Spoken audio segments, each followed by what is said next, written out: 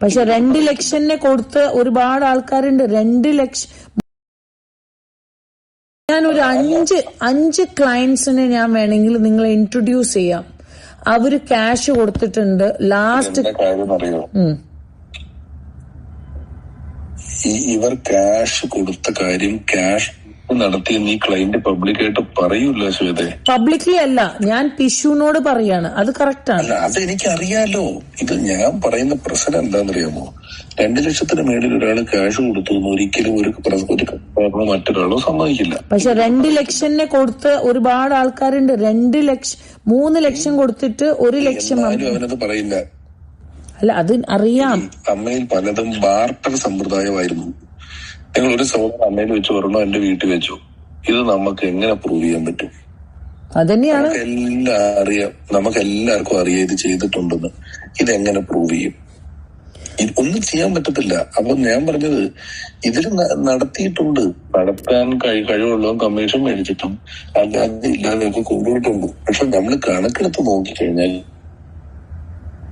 ഇതിനകത്ത് വേറൊരു വിഷയം. നിങ്ങൾ ഈ പറയുന്ന സാധനങ്ങൾ ഒന്ന് കണക്കന്വേഷിച്ചാൽ ഇതിൽ ഒരു ചാരിറ്റബിൾ ട്രസ്റ്റിന് ചെയ്യാൻ പാടില്ലാത്ത കാര്യങ്ങൾ ഇതിനകത്ത് വരും.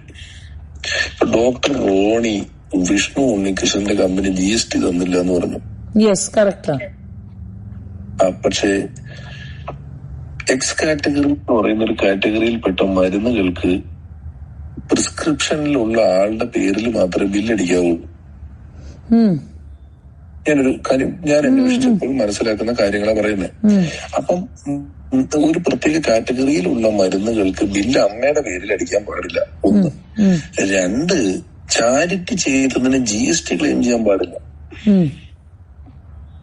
ഇപ്പം റോണി എന്ന് പറയുന്ന ആള് പറഞ്ഞ വാദം ഇവിടെ പ്രശ്നമാവും. ഞാനൊരു ഉദാഹരണം പറഞ്ഞതാ. വിഷ്ണുവിന്റെ കമ്പനി GST തന്നില്ലെന്ന് റോണി ഭയങ്കര സ്ട്രോങ് ആയിട്ട് ഒരു ദിവസം എന്നോടും പറഞ്ഞു. ഞാൻ ഉടനെ തന്നെ ഇതുമായി ബന്ധപ്പെട്ട് അന്വേഷിച്ചു. അവര് പറഞ്ഞു, സാർ നമ്മൾ GST കൊടുക്കുന്നുണ്ട്. ഒരു പർട്ടിക്കുലർ മരുന്നുകൾ, സാധനങ്ങൾ, ഇതിന് പ്രിസ്ക്രിപ്ഷൻ ഉള്ള അയാളുടെ പേരിൽ ഞങ്ങൾ ബില്ല് ജനറേറ്റ് ചെയ്താൽ മാത്രമേ ഞങ്ങൾക്ക് GST കൊടുക്കാൻ പറ്റുള്ളൂ. ചാരിറ്റബിൾ സംഘടന GST എടുക്കാൻ പാടില്ല. ഇപ്പൊ റോണി പറഞ്ഞ ഒരു സാധനം മാറിയില്ലേ? ഇങ്ങനെ ഓരോ സ്ഥലങ്ങളിൽ നമ്മളിപ്പൊ പറയുന്നത്, അതായത് ശ്വേത ഇപ്പം അല്ല, ഒരു മിനിറ്റ്. അപ്പൊ പിന്നെ എന്തുകൊണ്ടാണ് നമ്മുടെ CA പറഞ്ഞത് ഓരോ കാര്യത്തിനും നമ്മൾ GSTയും TDSും ചെയ്യണം എന്ന്? അവനും ഇത് അറിയത്തില്ലായിരിക്കും. അതാണ്